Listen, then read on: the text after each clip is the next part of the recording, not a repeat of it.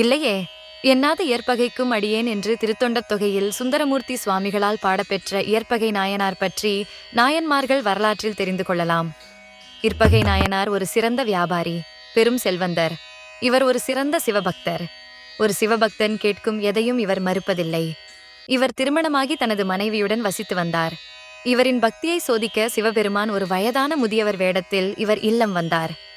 அவரை இயற்பகையாரும் அவரது மனைவியாகும் நன்கு வரவேற்று உபசரித்தனர். சிவனடியார் உங்கள் பெருந்தன்மை பற்றி கேள்விப்பட்டு இங்கு வந்தேன் என்றார். இயற்பகை அவரிடம் தங்களுக்கு என்ன வேண்டும் என்று விசாரித்தார். அதற்கு சிவனடியார் தான் திருமணம் செய்து கொள்ளவில்லை என்றும் வயதான காலத்தில் அவரை கவனிக்க குழந்தையில்லை என்றும் கூறினார். எனக்கு உன் மனைவி வேண்டும் எனவும் தம்மை தங்கள் சொந்த தந்தையைப் போல் பார்த்து கொள்ளவும் தேவை என்று கூறினார். இயற்பகை தனது கோரிக்கைகளை மனைவியிடம் சொன்னார். அவரது மனைவி முதலில் திகைத்து நின்றாலும் கணவரின் கட்டளையை ஏற்று சிவனடியாருடன் செல்ல முடிவு செய்தார்.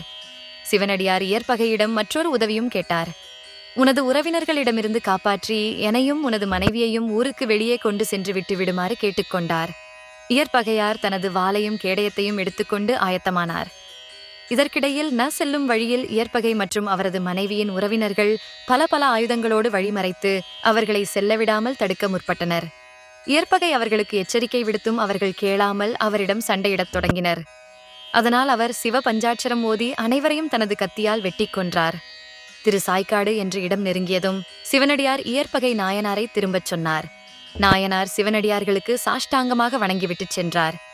திடீரென்று சிவனடியாரின் உதவி கூக்குரலை கேட்ட அவர் மீண்டும் சிவனடியாரை யாராவது தாக்கினார்களா என்பதை சரிபார்க்க விரைந்தார்.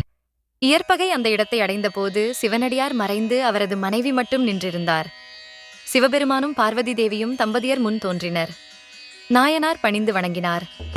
நாயனாரின் பக்தியை சிவபெருமான் பாராட்டி தம்பதியரை அவரது தெய்வீக இருப்பிடமான கைலாயத்திற்கு அழைத்துச் சென்றார். நாயனாரால் கொல்லப்பட்ட உறவினர்கள் சுவர்க்கமடைந்தனர்.